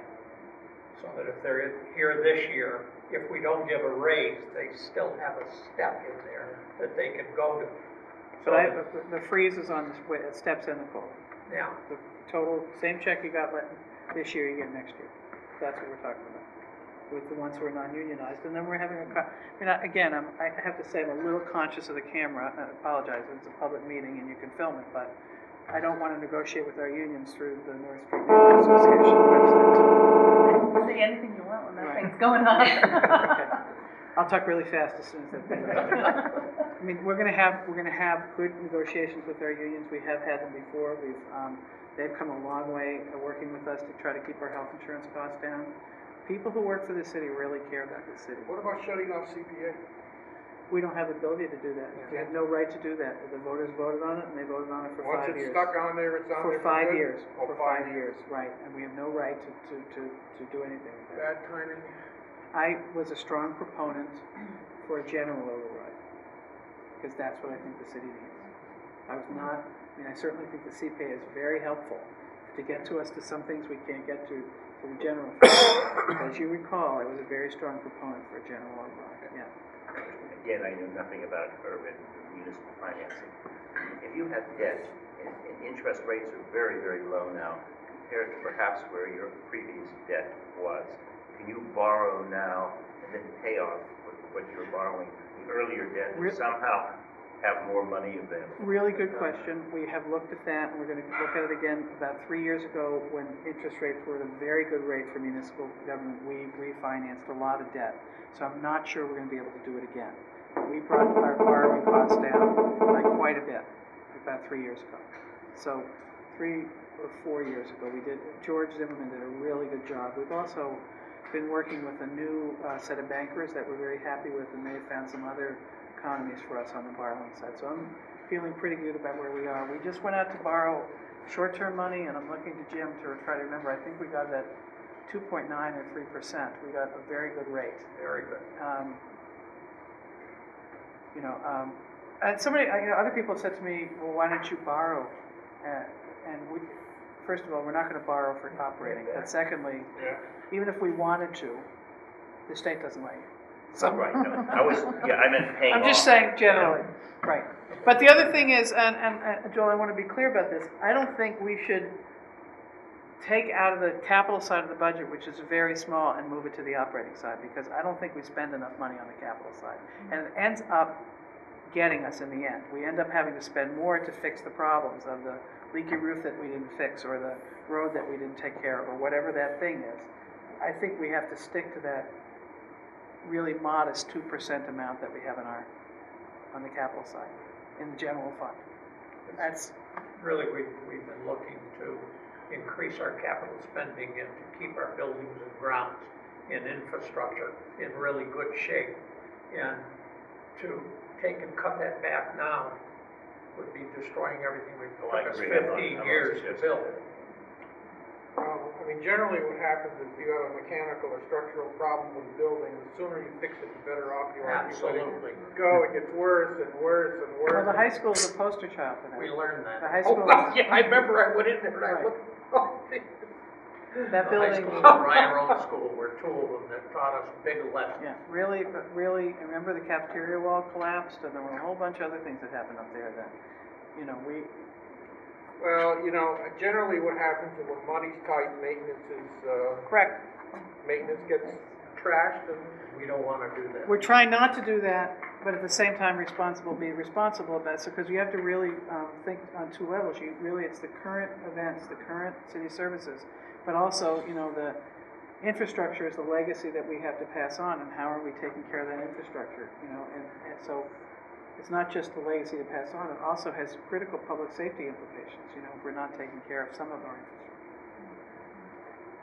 I know that a couple of years ago, the city did refinance, and George did a great job. That's what I was referring to. Substantial. So there's ways to do it now, because the rates are down. I'm not sure we can go back to that well, that's my question. I'm not totally clear that we can go back to the well, but we should look at it. We should definitely look at it, yeah. so when do you have to have your I's dotted and T's crossed by July June? 1st. July 1st? Yeah, we'll have to have a budget. I'm gonna be meeting with council on Thursday night. We had the city side cuts in. I mean, the department heads have told us what they need to do to get to the 12th. So we'll be talking about that on Thursday night with city councilors, and hope to, you know, have a full conversation before May, so that if there's a desire in the city to go for an override, there's time to do it. Because you have to have 2 votes and then 35-day notice to the clerk. Yes, MJ, you've been so patient. We're looking at next year only. Right. And is there any multi-year forward-looking, or is it, are things just too unpredictable? Things are too unpredictable. I mean, the feds are saying that the stimulus money is 3-year money, so we don't, or 2-year money, 2 federal fiscal year. So we don't know how that's going to play out. But the state, I think, you know, let's just talk about what's on the state. Yeah, it's really irritating. Needs use of that capital money to. Is it a cell phone that is driving people?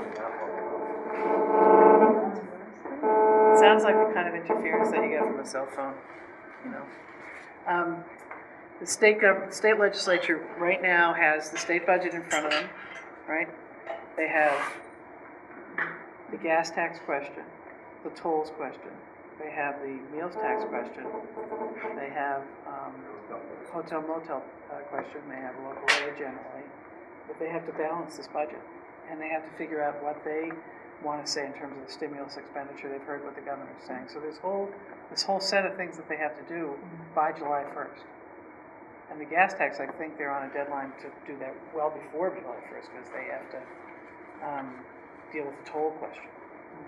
Right? So it's going to be nonstop till July 1st. And so I don't think they're thinking more than, let's get to July 1st. Right? Yeah. Adam and then Joel. Yeah. Are you taking a look at retirement ages and qualifications to see how they match up with, say, the private sector? We have almost no control over that, to be honest, because it's all set by state law.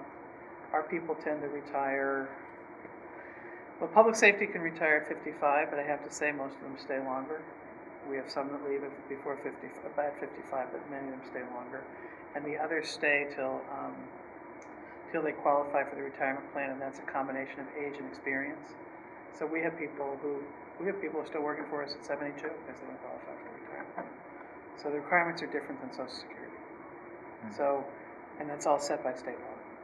The one thing we did do this year is I did look to see if there was any bulk of people or group of people that would be moving towards retirement. Was there any small city incentive we could give people to encourage them if we weren't going to replace them? But there really isn't. Most of the people we have are going to be staying for a while, or we're going to retire anyway. So it wasn't worth putting any money on the table. But is that what you meant? Yeah, I was curious. I mean, I don't really know, what if there's if some gap is developed between sort of expectations in the private sector versus public. I don't think so. I mean, I don't think so. You know, in the city you get 80% of your top 3 years. If you're old enough, you have to be over 60 generally to get that 80%. So we have a couple employees have been with us 36, 38 years and are not old enough to take their retirement. They've been in the same workplace for, in fact, one is 41 years and is still under 60 years old, so can't qualify for the maximum retirement. So, I mean, when people qualify, they tend to go. But, and you know, somebody came by to see me today, and I missed him, but he's retiring, and he's not at the maximum. He's just done. So, yeah. With the governor of South Carolina in mind, could you get stimulus money for transportation? But you had planned on spending city money for transportation, and then stimulus money does it, and then you can move it to the educational system. The governor, you know, South Carolina's trying to do that with his money. No, you can't. And actually, the transportation money is not coming to the city. It's coming to the state, and it gets planned for through the Metropolitan Planning Organization process, MPO process, that is used nationally to plan for transportation. So the region plans the transportation. So we just did that. And the governor is divvying it up by region. I know I think California, they were doing these swaps where they were saying, I have a project, you give me this money and I'll give you this money, and the feds told them they couldn't do that either. And the education money is in a silo, you know, this is education money, and I don't think that, I mean, it's this issue of the below foundation schools that I think that's where the money's going to go, that we're not going to get any more. And we have about, between East Hampton and us, the $400,000 for Jackson Street, and then $4.6 million for the East Hampton Northampton bike path connector. That's it. Right? That's what we're going to have.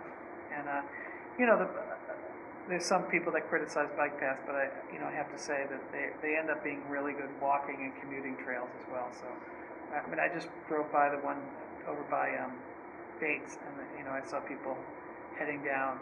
You know, there are safe routes to school. When you look at what's going on for JFK, that's how kids get to school. For Jackson Street, you know, we use them as transportation methods. You know, we use them for people to get from point A to point B.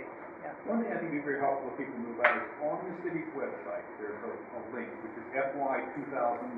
That's correct. And on that link are all of the pictures the mayor showed us tonight in color, and the mayor has this thing that says, what do you think we should do to the citizens? And there have been a dozen, at least, suggestions and comments by citizens which have thoughtful replies to each of them. So, if you think about these problems, you might want to look at this kind of stuff. You go to the city's website and go to that page, and they're very helpful to see what kinds of things people suggest and why they will or won't work. And listen, I want every idea that people have. You know, that refinancing idea, you know, I hadn't thought about that for this year. I'm going to go back and ask George and Chris just to take a look. My sense is we did it too soon ago, but I hadn't really brought it up with them. So I'm going to explicitly ask that question now, because it's a good idea to ask that question. And so once you go home and read this and you think of something else, write it in and you'll get a response. And there's 4 of them now. There was one and it got filled up, so then there was I think there's another. 4 pages of citizen comment. We just keep, and Karen and they get answered really and Chris fast. in my office have been primarily generating the answer. They only ask me if you know, if they want Some something. very, very something caring made up. people that write these in, and they're very thoughtful, I think, comments. You know, one was, for instance, could you just ban overtime? And that, you know, on the face of it, sounds like a good idea, except we could not staff our public safety outfits without overtime. You know, because you can't hire subs for police or fire. Right? You don't close the library, are you? It's not on my list. Okay. But you know, library hours may be cut. Well, not again. Yeah. How do you feel about the possibility of closing the elementary school? I have mixed feelings about it, and I think the long-term trend for us is that we're dropping in elementary students. You know, in 1994, we had 31 or almost close to 3,200. We're now down to about 2,700, I think. So I think long-term, we're dropping. The dilemma right now is that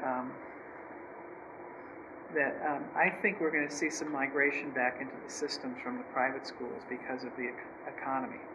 So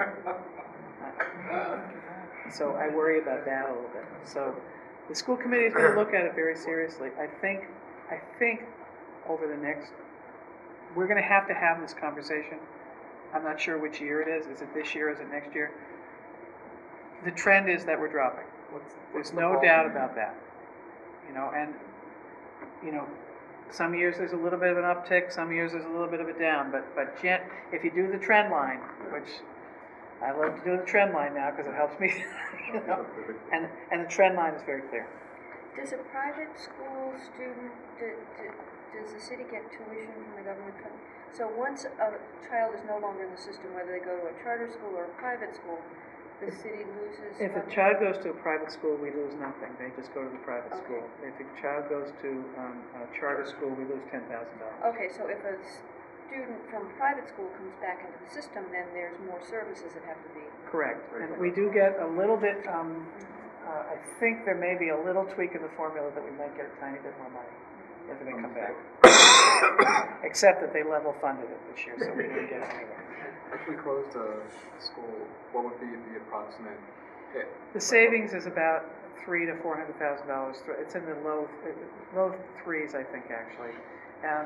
And some people say, well, that's not a permanent savings, but it actually is because you have one less principal, you have less clerical staff, less custodial staff, and you're not maintaining the building to the same level that you were maintaining it when it was a fully functioning school. There are unemployment costs associated, but there are unemployment costs associated with laying off teachers and not closing the school. So either way. Are there hiring costs in the other schools based on the? No, you would move the people around, basically. You have staff. So you permanently don't have a principal, custodial staff. Okay. It's a conversation that I think we're going to have at some point. I think it would be irresponsible not to. Is it this year that we have it? Long overdue. It may not end up being this year, and the real reason I think it could end up not being this year is because of the concern that I have that we're going to see kids coming in. I think that may happen. You know, people who maybe were able to afford a tuition are saying, I might not be able to do it this year. How long does it take? Going down, you gotta do something. At some point, yeah, I don't disagree. Once the decision's made, how long does it take to close an elementary school? What has to be done? I couldn't answer that question. I think that's a good school committee question, but I don't think it's a dramatic amount of work. How was the decision? When Florence Grammar was closed in 1994, 93, I mean, they made the decision in May, and then it was closed. How was the decision actually made? Like, what's the It's a vote of the school committee. It's what? A vote of the school committee. Really? So but that will back up because that opens the city government doesn't, the school committee decides how school dollars are spent. I give a budget to the city council that has a bottom line dollar amount for the schools, but not how they're going to spend it. That's the job of the school committees. Okay, so they have a dollar amount, but they don't have a budget that gets voted on. On the city budget, the city council can vote, including the schools, they could vote to cut the number. They can't vote to increase it. The way that our charter reads, they can only vote to cut. Okay? So... City council can't increase the... No. They can only cut. So really, there's not even a question about whether or not $350,000 goes into the budget or not. It's about how they want to deal with the 12% cut that they're getting. That's correct. So they know they have a certain amount of money, and they have to figure out how to juggle that money to make their budget work. And they can do it by, closing the school or any of the other options that are on the table. When the layoffs occur, are they absorbed by the school budget or the general fund? Well, we've been having a conversation about layoffs and whether or not how we're going to pay for unemployment. And I think, we're all going to have... I really hate the idea of budgeting for layoffs in the budget because then, as you said, you're budgeting for every 2 people you lay off, you have to actually budget the third layoff, the third amount of unemployment. So what I would do is look to our reserves and to at least cover part of it. And also, if we lay off, there's going to be savings in the health insurance line that we would then turn around and invest in unemployment. And our reserves that we would look to for that purpose are about $1 million. Right. That's not the capital reserve, it's just the stabilization fund. No, it's way down. We have about, well, going into next year, we might have $1 million. Yeah, just round numbers. We might. But then some of that like to go over snow and ice, for instance. Right, and, we will have some money in the health insurance, because if we lay off, or whoever, if we lay off, on average, we're spending $7,000 to $10,000 on people's health insurance, so. That's the other reason to try to minimize layoffs, right? Because it's just spending, throwing good money after, Have you looked at all of the mass unemployment has that, that you reduce everybody's hours sort of equally and... I don't think we're eligible, and this came up to me, this is their job share program. Job share, I think that's the name of it. I'm not sure that we're eligible because we're self-insured. So, over the last 30 years, the city's probably saved money being self-insured because we're not paying 6 to 8% of payroll every year to unemployment. But on the year that we take a big hit, it really costs us. How do we do? It'd be nice if we had some sort of source of income. Well, besides the property tax, Yeah. or the Some sort unreliable. of natural resource, like Something. an oil well or. Thank you, Claire. This Was is this- very enlightening. Did we hit all the topics we needed to hit? So feel free to check the website out, send in any questions you have, and thanks for coming.